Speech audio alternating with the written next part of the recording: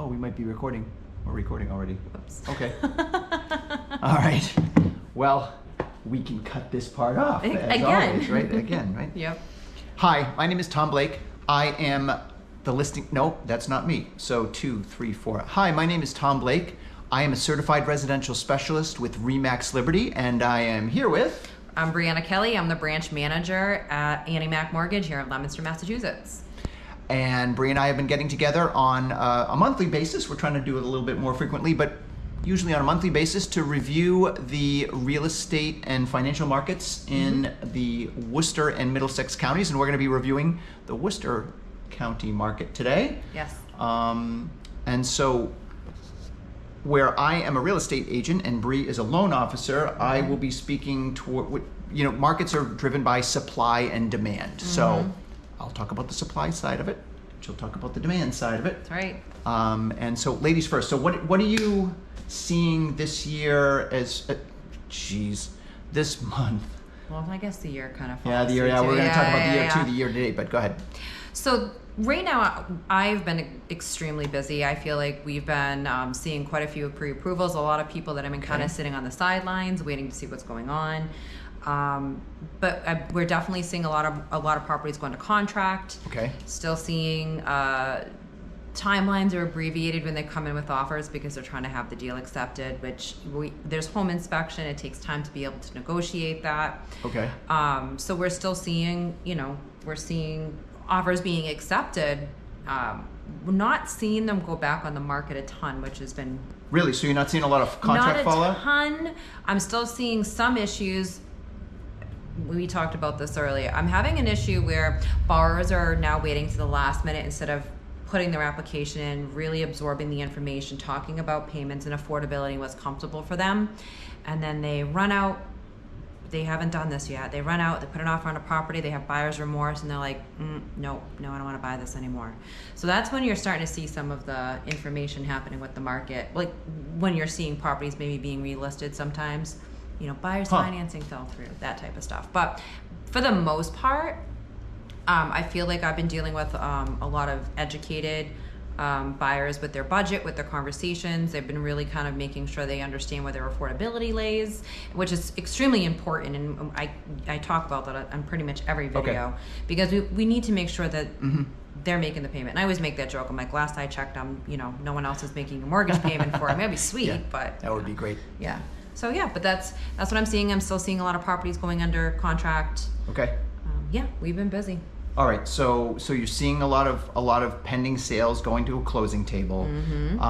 You're seeing a lot of applications for future purchases, hopefully. Still a lot of pre-approvals. Okay, a lot of pre-approvals coming in. And then, so the last time, one of the times we were talking about like the type of pre-approval that you were seeing like younger folks like in their 30s that were in the trades that were looking to purchase in the 300 to 500 range, something like that. Is that correct? It's it's the 20-year-olds right now. The 20-year-olds. The Wow. 20-year-olds. Wow. So, what is that? Z? Am I doing this right? I don't know. Whatever generation it is. Sorry, guys. I don't know. Yeah, me too. So more or less, what we're seeing is there's a lot of the kids that are coming out, and part of the conversation we were having too is a lot of them are much more like, let's have a conversation in person, let's have a conversation on the telephone, let's actually go through it. So they're not avoiding the conversation of being like, hey, this is my affordability. Okay, that's cool. That's good. So one of the things Bree and I always talk about is the right time to buy a home is when it's the right time for you. It's so true. It's so true. And and that has everything to do with affordability indices don't matter if you can't afford the house or if you shouldn't buy the house, right? So It's really all about you. Yep. An interesting thing that I stumbled across, which I thought was a really neat way of looking at it, though, if you do buy a house, you are increasing your wealth with inflation, which is an interesting way to look at it, right? It is true. So if you are buying a house at X payment today, the dollars that you were paying that exact same payment 10 years from now will actually be worth less, Yeah.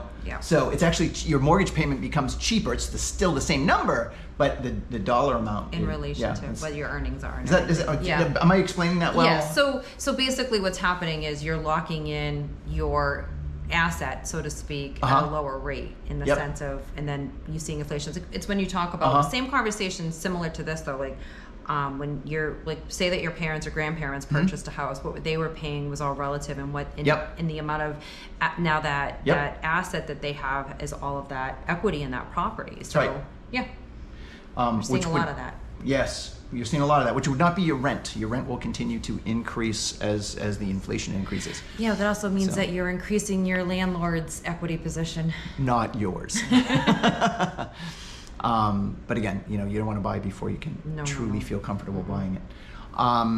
So on the, would you mind if I went into the supply side of things? Okay. So she's seeing activity on her side. People are still interested in buying a house. Now, the national rhetoric right now is like this doom and gloom, awful, horrible thing that says the economy's in the tank, that interest rates, nothing's going to happen, that now that the interest rates are higher, going up, and nobody's going to buy a house, and we're going to have a whole bunch of foreclosures, and essentially a meteor is going to hit the planet and everything's going to explode. That's what social media says, right? Yeah.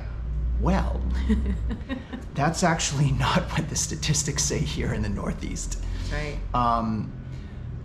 It's important to understand that national rhetoric is driven by the South. 55+% of all of the listings in the United States happen in the South. And the South had a completely different market. The South it did have a boom. Through COVID. They were able to build large tracts of homes, which is harder to do in the Northeast. And they are having a market correction right now. It's more of a buyer's market in the South, which colors the national rhetoric. It really does. I forget the statistics specifically for the Northeast, but we are the smallest number of listings of the different zones and regions. Right. And we are one of the strongest. So, and I'm going to dial that now we're going to dial that down into Worcester County. So Worcester County, the month-over-month inventory is up a little bit. So in Worcester County right now, there's 1,159 homes for sale, up from 1,048. But really, it's really just not much of a change, right? There were more units listed, so you could argue that there's some inventory growth, but there were more units pending as well, month to month too, right? And year to date, there's that's accelerating. So the median days to offer year to date in Worcester County is 9. That's up 1 day, right? So well, let's be clear about what I just said. If you list your property in decent shape for the right price, it's probably going to be under contract, at least with an offer, and it may go back on market. And there's a whole bunch of other things like what you were talking about before. Right. Within 9 or 10 days, right? And the median days on market is 23. That means the liquidity in Worcester County is still really good. I mean, that's 2 days higher than last year, but that's still awfully fast. So we still have a lot of market velocity. If we looked at the closed units, so there's 173 less closed units compared to, sorry, bear with me 1 second, I said that wrong. At the beginning of July, there was 173 less units closed year over year. At the beginning of August, which we just pulled, it's 118, minus 118, which means actually we're kind of catching up on last year. So there's actually, in August, we're pending more homes. Right. Price changes. So that's another interesting factor to see whether it's a buyer or seller's market. Let's be real clear, everybody, and I've said this a million times so far, it is a seller market. It is very much a seller's market. There's the months of supply is in the 2 range right now. I think it's like 2.06, and it's been less than that. It's longer supply, but that's actually good. That's healthier, right? You buyers actually get to make a choice. So it's a little bit more time. But price changes in our county is 26.41%. Statistically, 30% of properties, they need a price change. Sellers list their price for too high. They just do. Right. It's just what happens. Yep. Nationally, it's 41%. So we're outperforming by quite a bit on that one. A lot, like 15%. And the last statistic that I looking at is the median. I'm going to make sure that I read this right. So the median list price right now is $509,000. Last year at the same time it was $499. Right. So houses are being listed for about 2% more. The median sale price in 2025 was $503,000 over the $499, and it's $515 over the $509, or 2.39% above. What that means is that this market continues. It's not crashing. No. Homes are selling just as fast. They are being listed for slightly higher, and they are selling for slightly higher. That 2%, right? Do you want to talk about affordability, or do you want to just leave it there for right now, like this, that we're dancing into your world at affordability? I think that's going back to the same conversation about, people are comfortable with, there hasn't been, the market, there's been a shift, it's still moving up. People don't feel like, oh no, the market's going to crash, but they're still being able to afford those properties, but the rate in which the houses are climbing in purchase price are not as quick as it's been in the past. So I feel like people are feeling like the shock between, even from like when they bought a house from in 2021, 2022 to when they're trying to buy a house now, they're like, oh my gosh, like that price. You're talking about the rate shock? Right. Yeah, so it was the rate shock, but it was also the purchase price shock, because I have people that bought houses both. COVID-ish time, right? And they now they're looking to maybe sell or move or upgrade their house, and they're like, yeah, I'm making money on this. So but they're not feeling, but they're still seeing that price increase from that time period. But people that have been only shopping for like the last couple of years or a year or so, they're not being like, oh yeah, the prices went up another, $50,000 on a house, the same house that I wanted to go look at. So I think they are or aren't seeing that. They're not. They're not seeing that. Yeah. No. Okay. Yeah, I agree. So with I think that the mental, the mental thought process behind that is like, well, now I'm not. My pay is keeping up with what the price housing adjustments are. It's not like they're feeling like, well, this is just going to continue to go up and become out of reach for me to be able to afford. Yeah.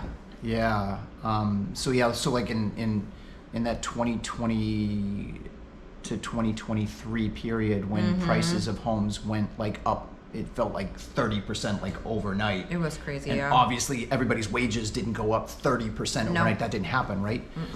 I'm seeing that statistically too. So like after 2023, the home prices have moderated to like that 1 or 2% per year, which is actually underperforming compared to inflation, right? So affordability technically, although it probably doesn't feel that, right? So you're at the pump and you're looking at the price of gas and you're looking at your paycheck, and you're still looking at the prices of houses going, wow, that seems like an awful lot. But I know. Again, why it's the right time for you to buy the house as opposed to everybody else on the planet. But technically affordability is getting closer, right? So the home prices it's 2.3%. It's not like, right? Which is what we saw in the past. Yeah, which was what we saw in the past. And then, so you saw pay go like this, but then you saw the house prices go like this, so that gap was just too big. Yeah, and it's slowly coming back together, right? It's just a little bit at a time. A little bit at a time. And it's in the right direction, at least. Yeah.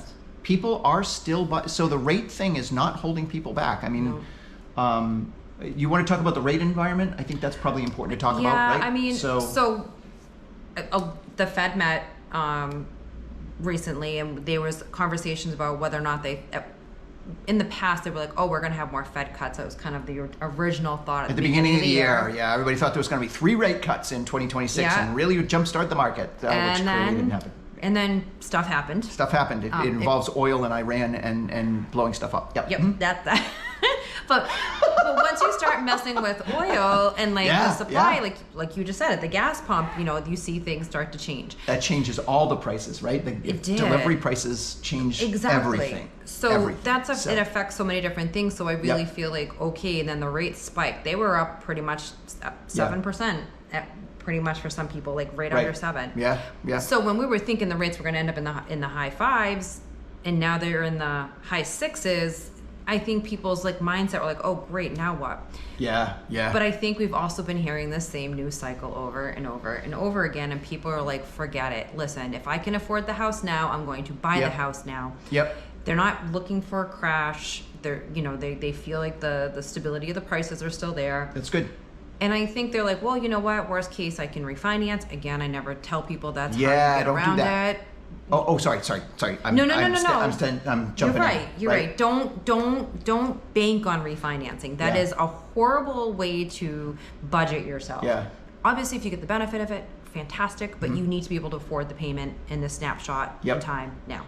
So that's a big thing. So in relation to like the rates, still in mid to more I'd say upper sixes at this point. I saw as high as a flat 7 recently. I did for 30-year conforming. Like it touched it. The right? last year it did. Yeah, it was like I think it was like 6.98 or some. The rates have definitely been. I don't want to say volatile, but they've been on the higher end of the sixes, and that's kind of where they've been laying. But if the spreads were different, we'd have 8% mortgages right now. Absolutely. Right? So we're actually, believe it or not, we're lucky, mortgage spreads have actually helped us keep it in a margin that was doable, right? So like 6.5 to I guess high 7s, which, it would be great if it came back down to the 6.5 range or even into the 6.25 range, but we're not. We saw an uptick. I don't know. They're pretty much talking about raising Fed rate again. Yeah. Which again, Fed rate, short-term lending, that's credit cards, car loans, stuff like that. And I know I keep bringing that up, but it indirectly affects mortgage rates. So that's something to kind of just keep an eye on. But it also, I think it's consumer sentiment that it starts to kind of affect, because people that aren't educated how mortgage-backed securities work or how the Fed rate, yields and that sort of, they just, all they hear is the national news and everyone's headline readers. Guys, please don't do that. But everyone's a headline reader, and all they just hear is the negative, and that's what they run with. So, but what I'm seeing is people are slowing down, taking a look, and really being like, listen, let's talk about numbers. If the numbers work for me, great. And if not, then And when you really look at it, like, rates didn't fluctuate that much this year, despite all the craziness. Oh, no. Right? Yeah. So, it's not like they went from 3 to 8. They went from 6.15, something like that, or maybe 6, I think that I saw it touch at 6, but it's still staying within that 6 to 7% range, right? It didn't really go into the 5s. No. And it hasn't meaningfully gone into the 7s. So, if you're in that range and you can afford in that range, it's real. Absolutely. It's actually been remarkably stable considering all the nuttiness. And there's a lot of nuttiness, and there's a lot of stuff that you hear in the background in relation to what we do for our jobs, and but it's really just making sure that we're educating, and that's what we're here to do. Well, we have been we've been talking for a little while. Not a terrible is there bunny rabbit, sorry, don't squirrel, mind. same difference. It was literally a bunny rabbit that just went by the door. Which is crazy because I'm on a kind of a busy street. You are. I'm feeling kind of bad for the bunny, especially if he goes the other way. So, are there any other key indicators at the moment that you think are important to so we know that rates are probably going to stay at or slightly increase around the high 6s to low 7s for the foreseeable future. That would be fair, right? Correct.